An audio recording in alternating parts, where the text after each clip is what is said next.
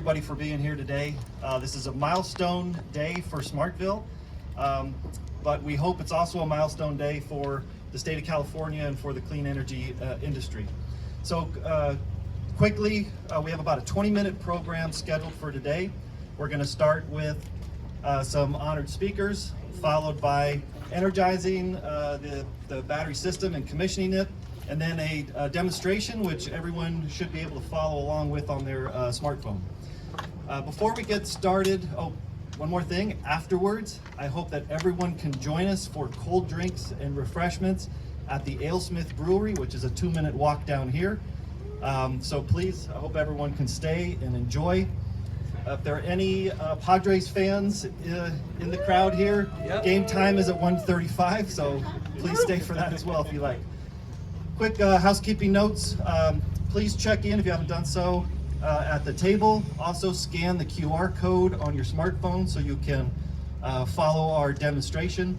There's cold water here as well. Restrooms, if anyone needs them, or air conditioning, off to the left here, around the corner, inside the building. And one more thing, safety. This is an active drive aisle behind us here, so everyone please keep that clear and watch for moving vehicles. So again, we're very excited to have everybody here. And with that, it's my pleasure to introduce Smartville's CEO and co-founder, Dr. Anthony Tong.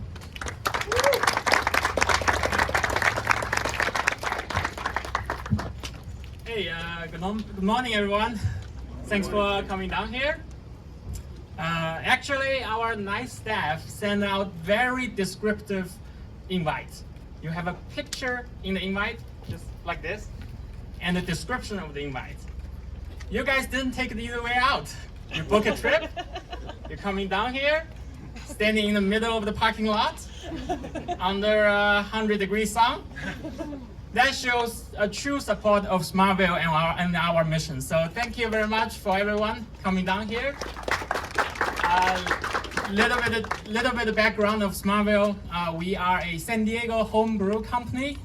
We founded in 2019 with support initially from a DOE APA and the key support from California Energy Commission for making this site available. Our mission is to develop truly scalable energy storage solution from repurposed electric vehicle batteries. Today, standing behind me, are our first installation of building block energy storage systems. We call them MOABs. That's a great name, we love them. Just like the beautiful rock formations of American Southwest, they are large, they are solid, they are reliable, they can stand for the test of time. They are also first of their kind, unique building block design that providing adaptive capability to work with different EV battery packs. That's important to provide a circular economy to taking those batteries and to keep them in the service and eventually back to a supply chain and making new cells. So as you can see over here, we have MOAB 1 integrated with Nissan Leaf battery packs. And on the other MOAB next door, we have Tesla battery packs. Our team is working on expanding the list of compatible batteries, so eventually providing a truly scalable solution for all vehicles running on the road. With that, I want to say this is an initial start of our company's very exciting moment, but we were also working on installing thousands of those MOAB all across America, so that we will turn the electric vehicle that are running on California roads into energy storage assets that stabilize and power the nation's grid. With that, I would like to thank California Energy Commission for crucial support for making this project possible. And I would like to invite Chair of the Energy Commission, Dave Hochschild, for some words. Thank you. Let's give a round of applause to Anthony and the whole team here at Smartville. I'm David Hochschild. I'm chair of the Energy Commission, and I'm joined by Elise on staff who's worked really hard. Let's give her a round of applause as well for all the support for the grant to support this. So we're the birthplace of clean energy innovation in the world, and it's important to remember the context here. We were the home of the very first utility-scale wind project in the world, the home of the very first utility-scale solar project in the world. The birthplace of electric vehicles is here in our state. The birthplace of energy storage, the largest energy storage market now. Even the concept of energy efficiency and the first energy efficiency codes and standards. That's our role. We are the fifth largest, but soon to be the fourth largest economy in the world. And so we have the ability to basically be a postcard from the future for the rest of the country and the world on this stuff. And this is happening in a context that's very exciting for electric vehicles. So just this week, we released the new numbers. We're now getting 18% of new vehicle sales in California are electric vehicles, and that number is rising. We're putting almost 1,000 electric vehicles a day on the road in California, and we're manufacturing over 2,000 electric vehicles a day here in our state. So this is filling a very important kind of hole in the mosaic. We're doing great on electric vehicle manufacturing. We're doing great on the clean electricity that's supplying all these electric cars with their power. We're getting almost 2/3 of our electricity from carbon-free sources. But what happens to the batteries after they have gone down to 75% of their nameplate rating? Do they just go back to the landfill? This is actually exactly what the state needs. In September this year, as you all know, we had what some people call a heat wave. I think the better term, the more accurate term, is a heat storm. When these things happen, it is a natural disaster. We actually need to think about it and talk about it like that because of the threats that it poses. This was over 8 days. We had the highest electric demand in the history of the state, 52 gigawatts. And we needed energy storage to get through that. We would have had outages without energy storage.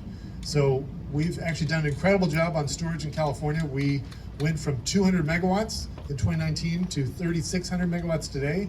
That helped keep the lights on. And so one of the important roles that this technology and your company is going to be a part of is helping support the electric grid. Electric grid reliability is essential. It's, I believe, 100% solvable problem, but it's really a deployment issue. And so we're in the mode of what I call the great implementation, okay? We are done with debating whether we need to go big on this stuff, whether we need to go big on climate solutions and grid reliability. It's all about getting it in the ground and building it out. And this is actually a new technology category. It's a subset of energy storage, but it solves all these other problems. And I think it really completes the puzzle. And so you guys should be incredibly proud. I think this is actually a historic day, and this is something we want to see a lot more of all over the state. We're really proud to partner with you and to partner with the federal government. I want to acknowledge the Biden administration, what they have done to create 10 years of tax credits for energy storage, along with solar, wind, geothermal, electric vehicles, electric heat pumps, is historic. And so now finally we have a partner to scale this. And so I want you guys to remember this day. This is a special day, and I think this really needs to be part of our identity as clean energy citizens to help bring this stuff to fruition and to scale it. So proud to be with you guys today. Thank you for all the hard work. Congratulations. Thank you so much, Dave, and great comments on the completing the puzzle. And with California Energy Commission carved out these unique use cases, we were fortunate to work with our wonderful partners at UC San Diego, including Center for Energy Research, Facility Management, and Library Facility as well. With that, please welcome Jason Schultz, Director of Library Facility. Jason.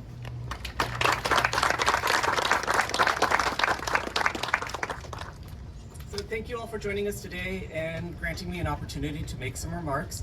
So libraries are typically the repository of information after research has been completed. So when the library was approached to be a site host for the battery energy storage system, we found it an exciting opportunity to be a greater participant in the research process. So this warehouse, the Library Annex, stores a portion of the UC San Diego Library's 3.5 million physical items. Libraries have strict temperature and relative humidity requirements that require us to have longevity and for the preservation of our materials. And so we need to maintain those parameters with stable HVAC operations 24/7. particularly during the heat events that we were just talking about and possibly today. So this project will help to ensure that those energy requirements are met via load shifting and emergency backup power. This project was obviously a result of a large number of individuals, but I'd like to call out a few specific thank yous. I'd like to thank Audrey Geisel University librarian Eric Mitchell for his support of the project. Unfortunately, Eric's on travel today and unable to join us, but he did send his thanks for bringing this opportunity to the library. I would like to thank the on-site library staff for their flexibility during the installation phase of the project. In particular, I'd like to recognize Maria Cepeda for her on-site liaison work.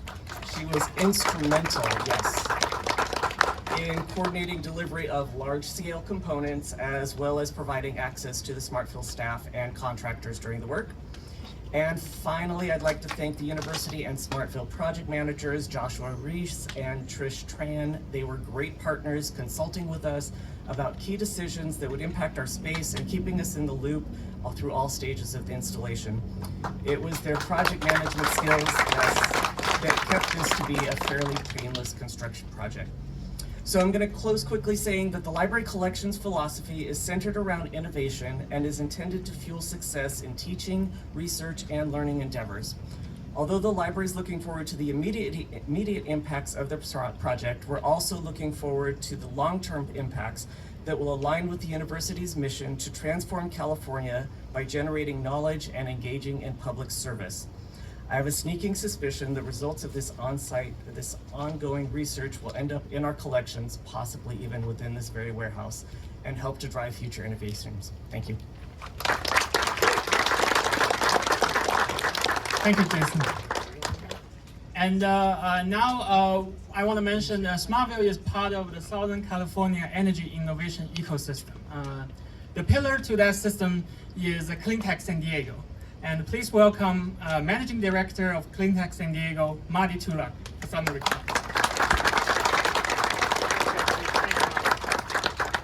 Well, good morning, everyone.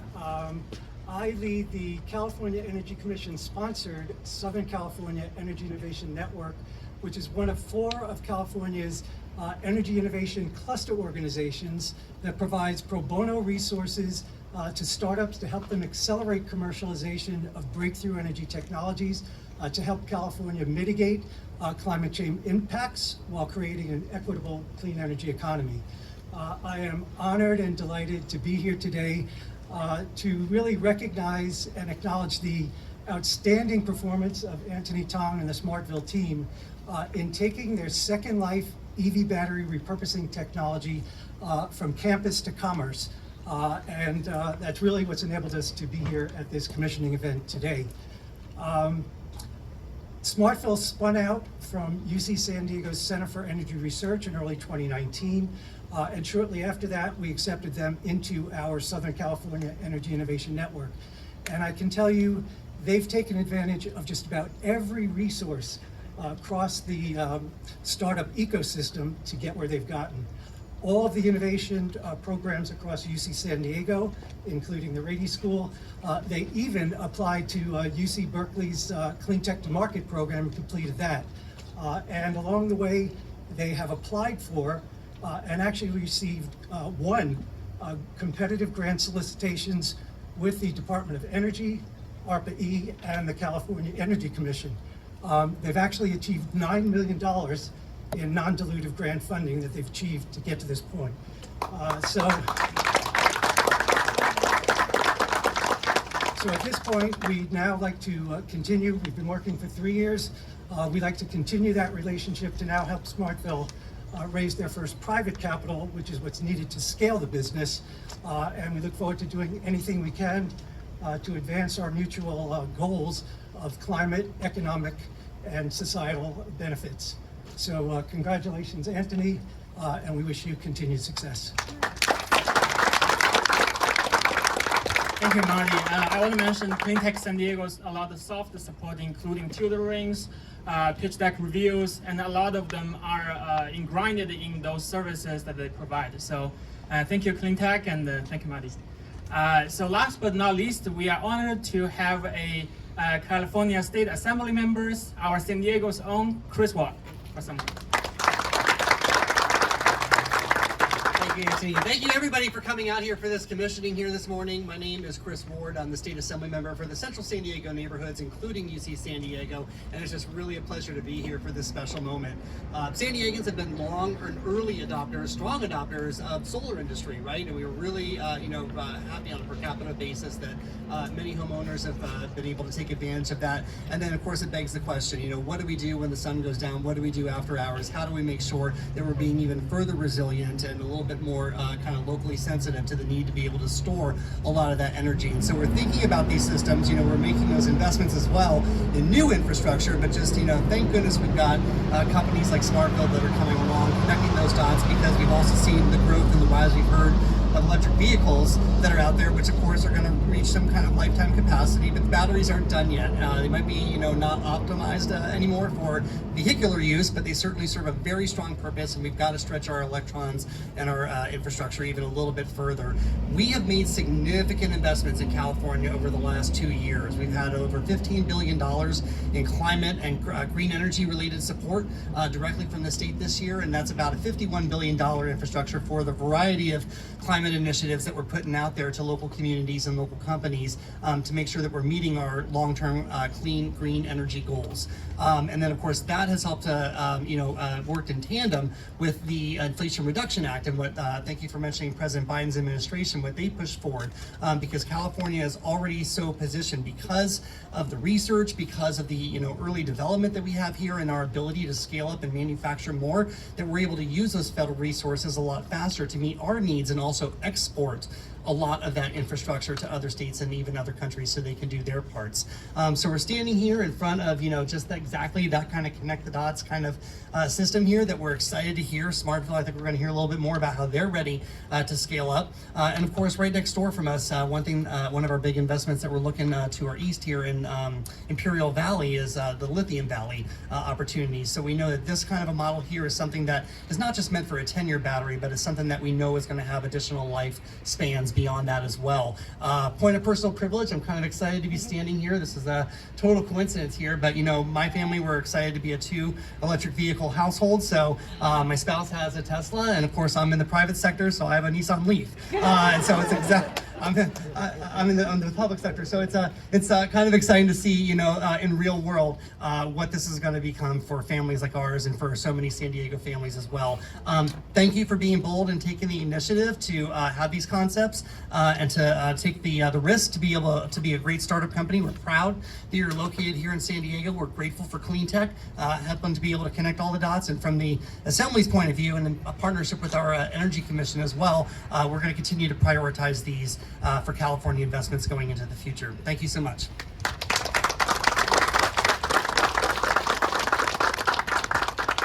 Thank you so much, Chris. Nissan or Tesla, they all end up in the same place. So yeah, Chris, your words really set up for what's coming next. We not only, this is our first commercial pilot demonstration, we also on a pipeline to set up low rates of manufacturing. The uniqueness of our technology is that we be able to engineer our solution in California. With the battery you see, they are running on US road, on California road. So a crucial supply chain risk is averted by sourcing those batteries in the States. Now we are ready to, with some of the state support, to set up initial low rate production just 20 minutes north of here in our Carlsbad headquarters in 2023. So all this is pinpoint importance to highlight supply chain risk reductions and domestic manufacturing. And we believe with the support we have in California, with the ecosystem we sit in, and with the market sector we are facing with, we can make that happen. With that, who is ready for some action? Just set up some expectations for people that this is their first time in energy storage commissioning. Those are battery systems or energy storage systems. They are coupled with rooftop solars, about 200 kilowatt of them. And behind the buildings are our use cases that coupled with library annex. Once we engage in our powers, a few things will happen, a few things will not happen. So you will hear some noises, you will hear some clickings, and the electron gonna flow through. What they won't do is they won't stand up. Watering the plants, that won't do. The system won't start doing your tax. They will not. Those are not affordable homes for relieving California's housing shortage. They are not. Maybe another business model. But they also providing crucial applications that we hold dear to our heart. Those are in time of need energy storage building blocks. They're providing about megawatts to 10 megawatts of size, just right the size for the business like this and many others throughout California. We have heard commissioners and state assembly talking about needs for addressing grid stress, addressing renewable integrations, addressing some of the aging utility modernizations. So those units behind us can all do that. With that, I think our teams are ready. Diana, okay, want to take it away? Drum roll, please. Good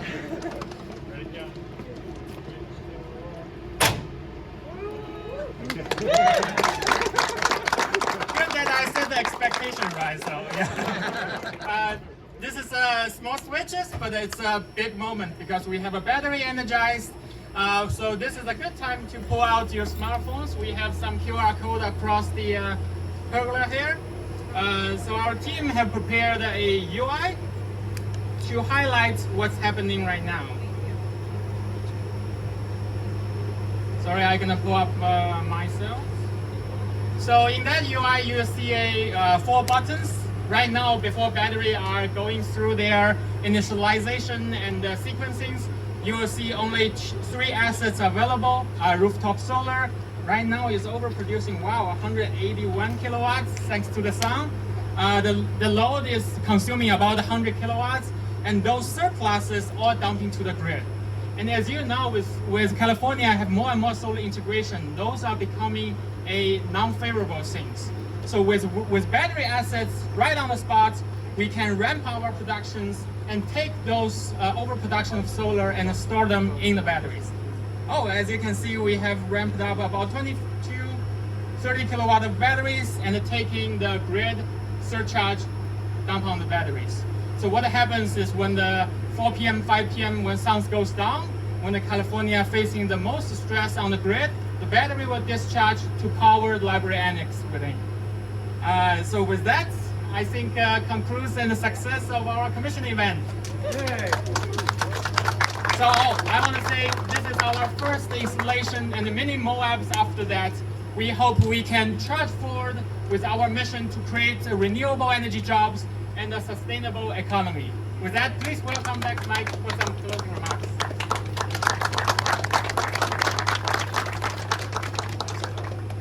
All right, quick closing remarks. So as you can tell, it's not an easy thing to make a battery commissioning and demonstration exciting, but I think our team did the best job that anyone could do, and I would love to take this opportunity to thank the entire Smartville team, dedicated, hardworking, very skilled staff for making this commissioning demonstration possible, making it exciting and really historic. So let's give a round of applause to our Smartville staff.